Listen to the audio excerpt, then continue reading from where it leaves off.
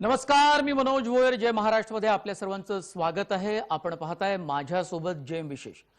जेम विशेषमध्ये 4 महत्त्वाच्या बातम्यांवर आपण भर देणार आहोत आणि या बातम्या आपण अत्यंत तपशिलात जाऊन जाणून घेणार आहोत. एटीएस प्रमुख विनीत अग्रवाल यांनी मुंबईमध्ये पत्रकार परिषद घेतली आणि या पत्रकार परिषदेमध्ये असा दावा केला की मुंबईमध्ये कोणतीही रेकी दहशतवाद्यांनी केली नाही. भलेही धारावी इथल्या जान मोहम्मद अली याला राजस्थान इथल्या कोटा इथे नवी दिल्ली पोलिसांनी अटक केली आहे. या संदर्भात दिलीप वळसे पाटील यांनी सुद्धा पत्रकार परिषद घेतली आणि नवनव्या बातम्या या अटकेसंदर्भात सातत्याने येत आहेत. दुसरी महत्त्वाची बातमी आहे, ओबीसी आरक्षणासंदर्भात एक महत्त्वाचा निर्णय राज्य सरकारने घेतलाय. पोटनिवडणुका पुढे ढकलण्यासाठी राज्य सरकार लवकरच अध्यादेश जारी करणार आहे. यामुळे निवडणुका या पुढे ढकलल्या जातील. निवडणूक आयोगाने या निवडणुकांची तारीख ही घोषित केली होती. तिसरी महत्त्वाची बातमी आहे, अफगाणिस्तानचा ताबा कोणी मिळवला या संदर्भात तालिबानी नेत्यांमध्येच आता श्रेयवाद सुरू झालाय. काबूलमध्ये 2 गटांमध्ये जोरदार भांडणही झालं, त्याचाही आपण आढावा घेणार आहोत. याशिवाय आणखी एक महत्त्वाची बातमी या जेम विशेषमध्ये आहे. टेलिकॉम सेंटरमध्ये थेट परकीय गुंतवणुकीसाठी मंजुरी केंद्रीय मंत्रिमंडळाने दिली आहे. 100% थेट परकीय गुंतवणुकीला केंद्रीय मंत्रिमंडळाने बुधवारी मंजुरी दिली. स्पेक्ट्रम युजेस चार्ज देखील यामुळे कमी करण्यावर केंद्राचा भर राहणार आहे. सुरुवात करूया जेम विशेषला.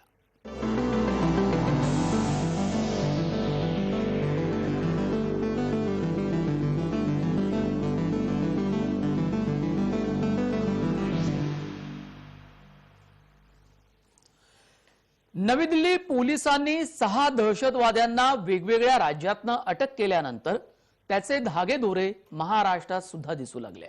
धारावीमधल्या जान मोहम्मद याला नवी दिल्ली पोलिसांनी राजस्थान इथल्या कोटा इथे अटक केली. त्यानंतर एटीएसची मुंबईत पत्रकार परिषद झाली. एटीएस प्रमुख विनीत अग्रवाल यांनी ही पत्रकार परिषद घेऊन नवी माहिती दिली. मुंबईत एटीएस जान मोहम्मदची चौकशी सुद्धा करणार आहे आणि त्यासाठी बुधवारीच एटीएसचं एक पथक नवी दिल्लीला रवाना झालंय. मुंबईत दहशतवाद्यांकडून रेकी केली नाही असं एटीएस प्रमुखांनी सांगितलं. मुंबईत रेकी करण्यापूर्वी जान मोहम्मदला अटकही झाली आहे. 20 वर्षांपासून जान मोहम्मदचे दाऊद गँगशी संबंध आहे. आरोपीची गुन्हेगारी पार्श्वभूमी असल्याचं एटीएस प्रमुखांनी सांगितलं. जानच्या हालचालीवर आमचं लक्ष होतं असंही एटीएस म्हणाले. पाहूया या संदर्भात एटीएस प्रमुख विनीत अग्रवाल यांच्या पत्रकार परिषदेमधले काही महत्त्वाचे मुद्दे. जान मोहम्मद अली मोहम्मद शेख,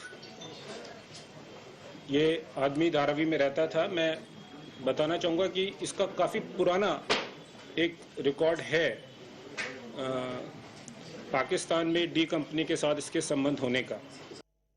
मुंबई में रेकी नहीं की गई, मुंबई में रेकी की जाएगी, ऐसा एक बात उन्होंने प्रेस कॉन्फ्रेंस में करी है.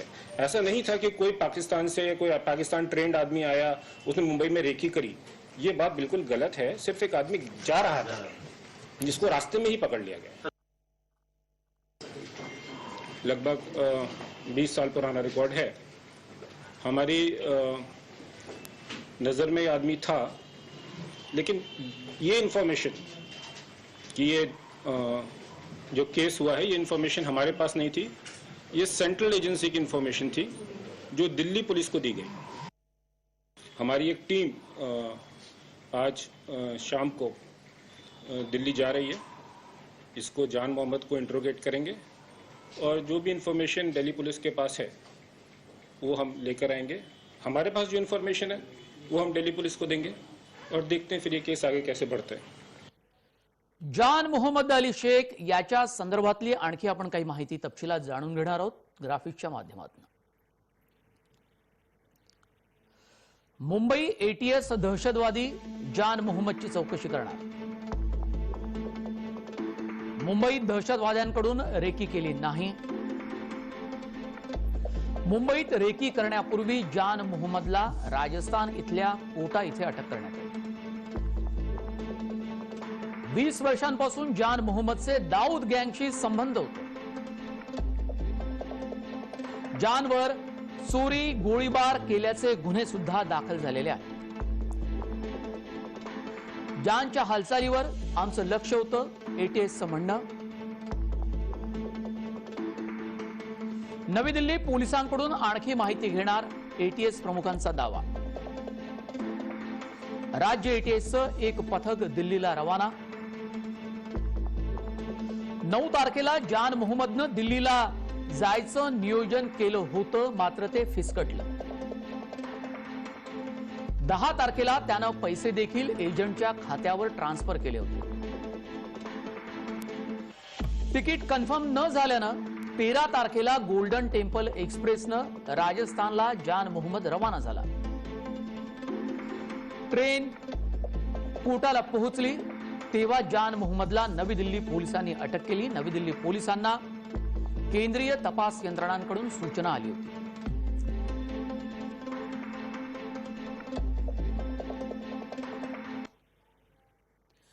या प्रकरणावरून आरोप प्रत्यारोप सुद्धा झाले. विरोधकांनी राज्य सरकारला घेरण्याचा प्रयत्न केला, मात्र गृहमंत्री दिलीप वळसे पाटील असं म्हणाले की हे प्रकरण संवेदनशील आहे, यात राजकारणाचा विषय आणायला नको. पोलिसांना त्यांच्या पद्धतीनं तपास करू द्या. दहशतवाद्यांविरोधात केलेल्या कारवाईबद्दल पूर्ण माहिती हाती आलेली नाही, असं गृहमंत्री दिलीप वळसे पाटील यांचं म्हणणं.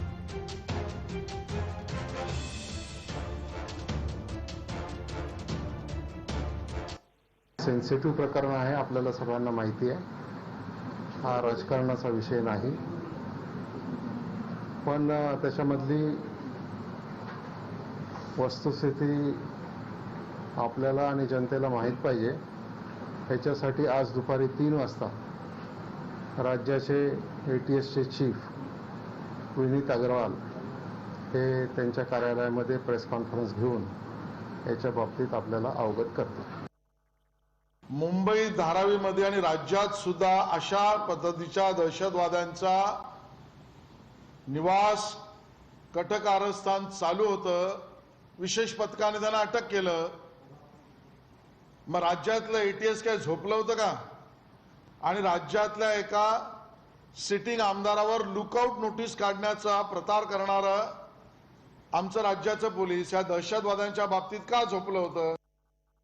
कायदा आणि सुव्यवस्थेवर प्रश्नचिन्ह उपस्थित करण्याच्या आधी मला एक सगळ्यांना सांगायचं आहे की ज्या परिस्थितीतून आपण जातो त्या परिस्थितीमध्ये सगळ्यांनी पोलिसांना मदत करण्याची भूमिका घेतली पाहिजे. सरकारने काढलेल्या आदेशाच्या विरोधामध्ये आंदोलनं करण्यापेक्षा किंवा बाकीच्या काही गोष्टी करण्यापेक्षा सरकारला पोलिसांना सहकार्य करण्याची भूमिका घेतली पाहिजे. दिल्ली पोलिसांनी दहशतवाद्यांचा कट उद्ध्वस्त केलाय. पोलिसांनी दिल्लीसह महाराष्ट्र आणि उत्तर प्रदेशमध्ये ही कारवाई केली. या 6 दहशतवाद्यांना अटक करण्यात आली. सर्व 6 दहशतवाद्यांना 14 दिवसांची पोलीस कोठडी सुनावण्यात आली आहे. पाहूया नवी दिल्ली पोलिसांच्या तपासात आणखी काय माहिती मिळाली आहे. अल कायदा आयएसआयचं अंडरवर्ल्डची साथ, दहशतवाद्यांना दहशतवादी संघटनांची साथ मिळाली. ISIS अंडरवर्ल्डची साथ या दहशतवाद्यांना मिळाली. अंडरवर्ल्ड डॉन दाऊद इब्राहिमचा भाऊ अनीसनं फंडिंग केलं होतं. 6 जणांपैकी 2 जणांना मस्कतद्वारे पाकिस्तानात आणण्यात आलं. 15 दिवसात AK-47 सह स्फोटक शस्त्रास्त्रांचं प्रशिक्षण दिलं गेलं. एका टीमला दाऊद इब्राहिमचा भाऊ अनीसची मदत मिळाली. टीमला सीमेपलीकडून शस्त्रास्त्र आणणं आणि ते लपवण्याचं काम दिलं गेलं. दुसऱ्या टीमला हवालाद्वारे पैशांची व्यवस्था करण्याचं काम दिलं गेलं. या पैशाद्वारे राहण्याची आणि इतर गोष्टींची व्यवस्था केली गेली. हल्ला करण्यासाठी दहशतवादी तयारीत होते. देशात फिरून सुरक्षा आणि स्थितीची त्यांनी रेकी केली, असा दावा नवी दिल्ली पोलिसांनी तपासानंतर केला आहे.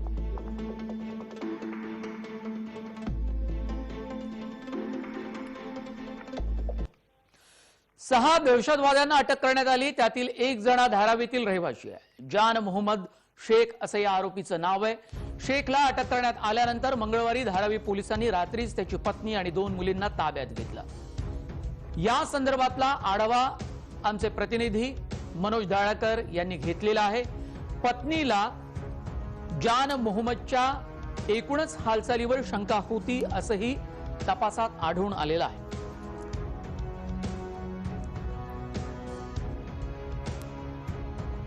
सणासुदीच्या काळात हल्ल्याच्या उद्देशाने आलेल्या 6 आतंकवादींना पोलिसांनी अटक केलेला आहे. त्यापैकी एक जण जान मोहम्मद शेख उर्फ समीर काल्या हा मुंबई येथील सायन येथे कला भागात येथे राहत होता. जान मोहम्मद शेख हा ड्रायव्हरचा काम करत होता. तो दाऊदचा भाऊ अनीस इब्राहिम याच्या संपर्कात असल्याने त्याच्यात शस्त्रसाठा पोहोचवण्याची मोठी जबाबदारी त्याच्याकडे दिली होती. आता त्याच्या घरच्यांना ताब्यात घेण्यात आलेला आहे. आता आणि त्याच्या संपर्कात कोण कोण आहे याची पोलीस चौकशी करत आहे. कॅमेरा पर्सन सतीश दळवी सोबत मनोज दाळकर, जय महाराष्ट्र न्यूज, मुंबई. वेळ झाली एका छोट्या ब्रेकची. लगेचच परत येतोय. कुठे जाऊ नका, पाहत रहा माझ्यासोबत जयम विशेष.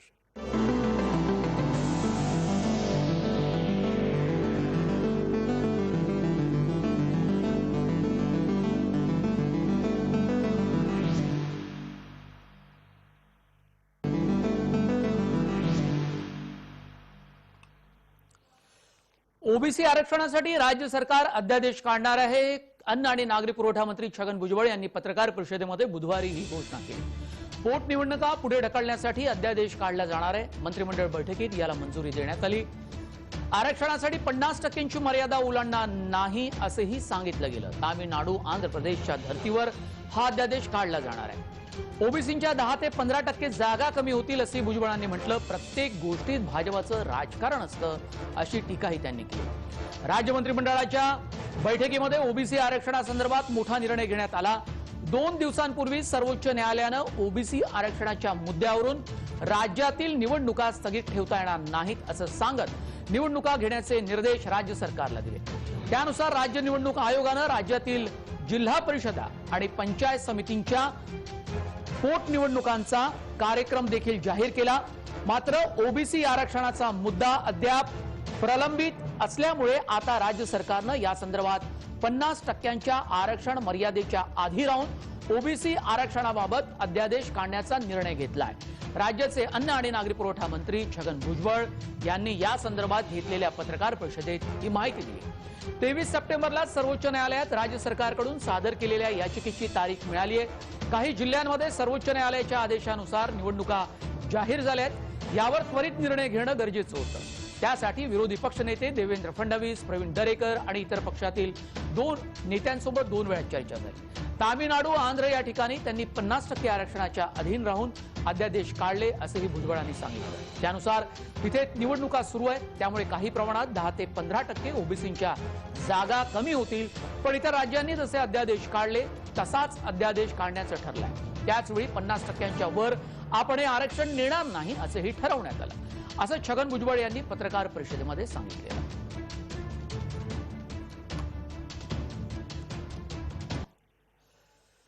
ओबीसी अध्यादेशाच्या मुद्द्यावर आता काही सामाजिक आणि राजकीय प्रतिक्रिया सुद्धा आल्या आहेत. त्याआधी पाहूया.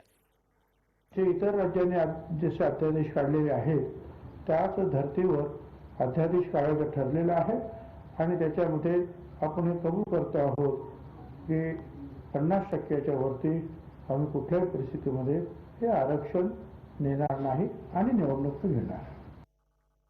तामिळनाडू, आंध्र त्या ठिकाणी त्यांनी 50%च्या आरक्षणाच्या अधीन राहून त्यांनी अध्यादेश काढले आणि ते त्यांचा कारभार पुढे नेत आहेत. निवडणुका वगैरे जे आहे त्यांचे ते सुरू आहे. तर असं ठरलं की ठीक आहे की काही प्रमाणामध्ये निश्चितपणे 10-15% ओबीसीच्या जागा कमी होतील या अध्यादेशामुळे. 8 जिल्हे आहेत. त्यामध्ये चंद्रपूर, गडचिरोली, नंदुरबार, धुळे, पालघर, नाशिक आणि रायगड असे हे 8 जिल्हे आहेत. या 8 जिल्ह्यातील फक्त आणि फक्त ओबीसीचं आरक्षण कमी केलं गेलं. बाकी सर्व आरक्षण म्हणजे उदाहरणार्थ इतर काही आले होते, नंतर एसीबीसी आला, एसीबीसीचं आरक्षण तेवढंच ठेवलं, नंतर सुप्रीम कोर्टाने रद्द केलं. ईडब्ल्यूएसचं आरक्षण तेवढंच. 2 अध्यादेश काढणार म्हणजे उशिरा सुचलेलं शहाणपण दिसतं, पण अध्यादेशामध्ये काय नेमकं हे पाहावं लागेल. आमची मागणी सरळ आणि सोपी आहे की ओबीसीना राजकीय आरक्षण तात्काळ दिलं पाहिजे आणि या ज्या निवडणुका लागल्या आहेत या निवडणुका सुद्धा आता या अध्यादेशाप्रमाणे थांबवल्या पाहिजे. याही निवडणुकीमध्ये ओबीसी आरक्षण मिळालं पाहिजे, याही निवडणुकीमध्ये ओबीसीना न्याय मिळाला पाहिजे आणि पुढच्या येणाऱ्या संपूर्ण निवडणुकामध्ये ओबीसी आरक्षण कायम राहिलं. 24 जिल्हा परिषदांच्या पण निवडणुका येत आहेत आणि त्यातलं जर ओबीसी आरक्षण वाचवायचं असेल तर त्यासाठी हा अध्यादेश जारी करण्यात आलेला आहे. ह्या अध्यादेशाच्या द्वारे 50% मर्यादा पाळण्याचं राज्य सरकारने ठरवलेलं असल्यामुळे ओबीसींच्या बऱ्याच जागा यातनं कमी होणार आहेत हे खरं आहे, पण हे आरक्षण टिकवण्याचा हा ठोस उपाय नव्हे असं मला वाटतं. ह्या ज्या 5 जिल्ह्याच्या निवडणुका ज्या आहेत यामध्ये जे ओबीसीचं आरक्षण गेलेलं आहे याची जबाबदारी सरकारवर राहणार आहे. कारण हा निर्णय घेण्यास सरकारने आक्षेप दिरंगाई केलेली आहे. जर अध्यादेश काढून जर आरक्षण टिकवता येणार असतं तर मग आधीच का नाही अध्यादेश काढला. मग त्यामुळे हे जे आरक्षणाचा जो हा खेळ खंडोबा झाला याची जबाबदारी ही महाराष्ट्र शासनाची असेल. अजूनही वेळ गेलेली नाही, अजून सुद्धा महाराष्ट्र शासन ताबडतोब या बाबतीत कारवाई करून हा एमपीचा डेटा गोळा करून हे आरक्षण पुनर्स्थापित करावं अशी आमची. ओबीसींना आरक्षण देण्याचा 50% पर्यंतचा जो अध्यादेश आहे त्याला काय अर्थ राहील. थोडक्यात या ठिकाणी मला एक आवर्जून नमूद करावंसं वाटतंय की नेमकं ह्या ठिकाणी सरकारला गाईड करणारे जे कोणी लोक आहेत, कायदेशीर जे कोणी तज्ज्ञ आहेत, हे चुकीचं कदाचित गाईड तर नाहीत करत ना.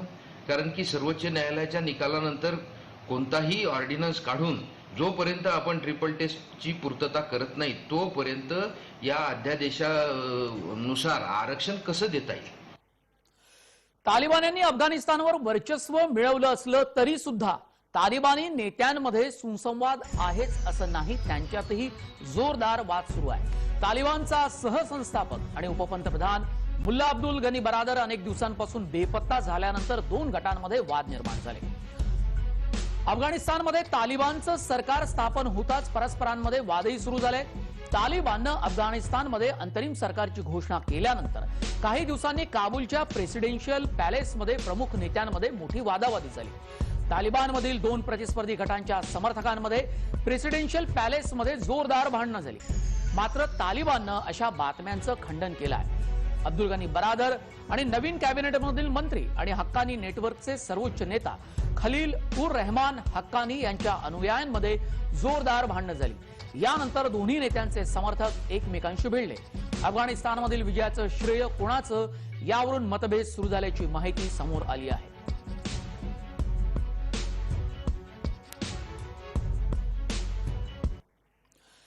दोहा येथील अमेरिका आणि तालिबान यांच्यातील चर्चेच्या अनेक फेऱ्यांमध्ये अब्दुल गनी बरादर हे सर्वात पुढे होते. अशा परिस्थितीत बरादर अफगाणिस्तानातून अमेरिकन सैन्य मागे घेण्याचे श्रेय घेत आहे. दुसरीकडे हक्कानी नेटवर्क तालिबानचे सर्वात भयानक नेटवर्क मानले जाते, ज्यांचे पाकिस्तान सैन्याशी घनिष्ठ संबंध आहेत. पाहूया या संदर्भातला आणखी तपशील. तालिबानी नेत्यांमध्ये श्रेयवाद सुरू झालाय. उपपंतप्रधान मुल्ला अब्दुल गनी बरादर अनेक दिवसांपासून बेपत्ता. त्यांचा खून झाल्याची बातमी सुद्धा होती, नंतर ती खोटी ठरली. काबूलच्या प्रेसिडेन्शियल पॅलेसमध्ये प्रमुख नेत्यांमध्ये मोठी वादावादी झाली. तालिबानमधील 2 प्रतिस्पर्धी गटांच्या समर्थकांमध्ये भांडणं झाली. बरादर नवीन मंत्री आणि हक्कानी नेटवर्क अनुयायांमध्ये भांडणं झाली. हक्कानी नेटवर्क स्वतःला तालिबानचे सर्वात लढाऊ युनिट मानते. कंदाहार प्रांतातले तालिबानी आणि उत्तर आणि पूर्व अफगाणिस्तानामधील नेत्यांमध्ये जोरदार मतभेद आहेत. कंदाहार हा तालिबानचा गड मानला जातो. तिथल्या नेत्यांना सत्तेत महत्वाचा सहभाग हवा असतो.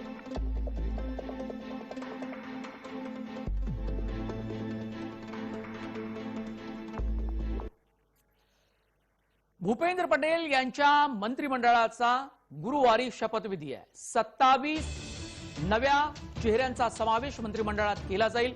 नव्या मंत्र्यांचा गुरुवारी शपथविधी. भूपेंद्र पटेल सरकारच्या मंत्रिमंडळात सर्व नवे चेहरे असतील.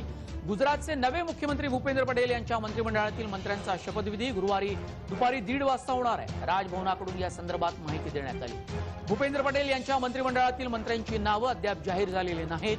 पटेल हे गुजरातचे नवे मुख्यमंत्री झाले. यानंतर गुजरातच्या मंत्रिमंडळात बदल होणार हे निश्चित मानलं जात होतं. पण उपमुख्यमंत्री नितीन पटेल यांच्यासह माजी मुख्यमंत्री विजय रुपानी यांच्या मंत्रिमंडळातील आणि त्यांचे निकटवर्तीय मंत्री मात्र नाराज झाले आहेत. अशी जोरदार चर्चा रंगली आहे. पण आता भूपेंद्र पटेल यांच्या नव्या मंत्रिमंडळाचा मार्ग मोकळा झाला आहे. भूपेंद्र पटेल यांचे संपूर्ण मंत्रिमंडळ नवीन असणार आहे. त्यातील सर्व 27 मंत्री हे नव्या चेहऱ्याचे असतील. गुजरात भाजपचे प्रभारी भूपेंद्र यादव हे नव्या मंत्रिमंडळातील नेत्यांच्या नावाचा समावेश करण्यासाठी गेल्या 2 दिवसांपासून गांधीनगरमध्ये सतत बैठका घेत होते.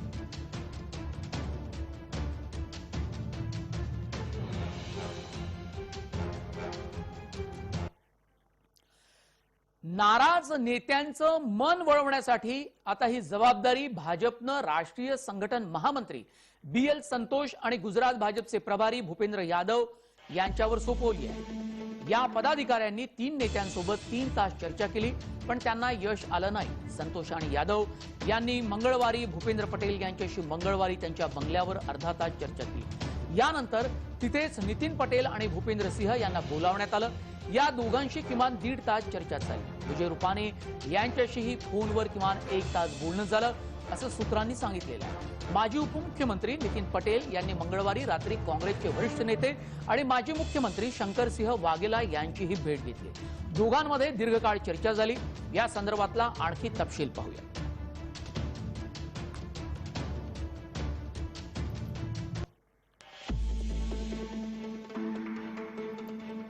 माजी उपमुख्यमंत्री नितीन पटेलांनी फडकावले बंडाचे निशाण. गुजरातमध्ये मंत्र्यांची नाराजी. खुर्ची धोक्यात आल्यानं नितीन पटेल नाराज झाले. नितीन पटेल यांचा मंत्रिमंडळात फक्त मंत्री म्हणून समावेशाची शक्यता आहे. माजी मुख्यमंत्री शंकरसिंह वाघेला यांची त्यांनी भेट घेतल्यामुळे खळबळ उडाली. पक्ष पदाधिकाऱ्यांकडून त्यांचे मन वळवण्याचे प्रयत्न सुरू आहे. यासाठी BL संतोष या ज्येष्ठ नेत्यांची नेमणूक करण्यात आली. माजी मुख्यमंत्री विजय रुपानी, मंत्री भूपेंद्र सिंह चुडासामा नाराज आहेत. रुपानी यांचे निकटवर्तीय हे मानले जातात. भूपेंद्र पटेल आणि नितीन पटेल दोन्ही पाटीदार समाजाचे आहेत. एकाच समाजातून दोन्ही नेते मंत्रिमंडळात नको अशी पक्ष नेतृत्वांची भूमिका आहे. माजी मंत्री कौशिक पटेलांची ही खुर्ची धोक्यात आली आहे.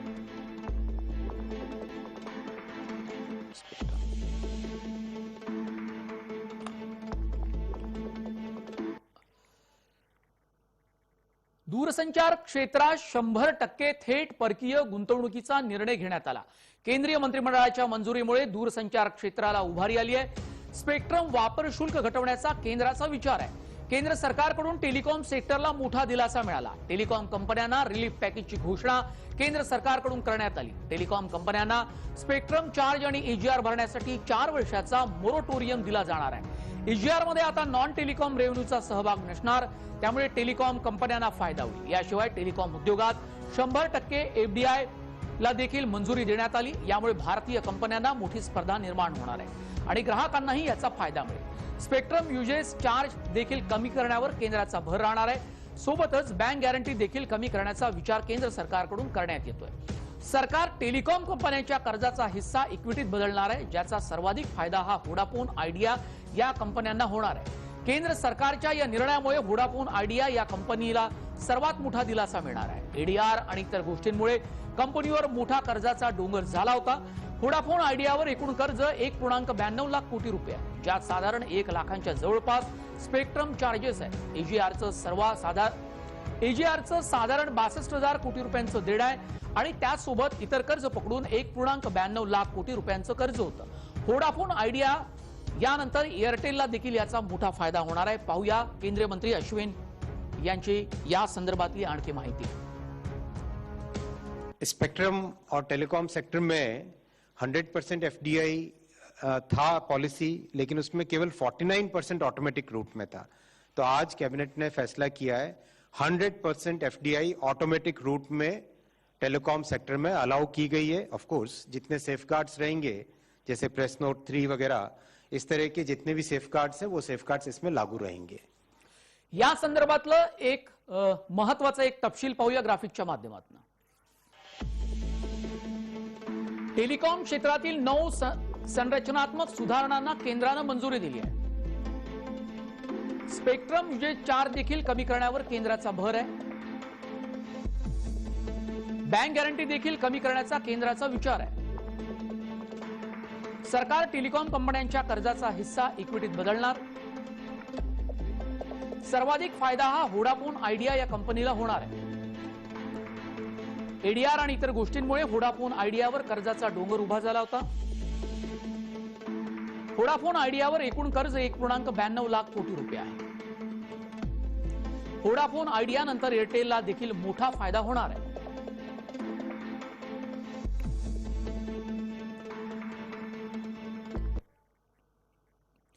वेळ झाली आहे जय विशेष मध्ये इथेच थांबण्याची। ताज्या बातम्यांसाठी आपण पाहत रहा फक्त जय महाराष्ट्र।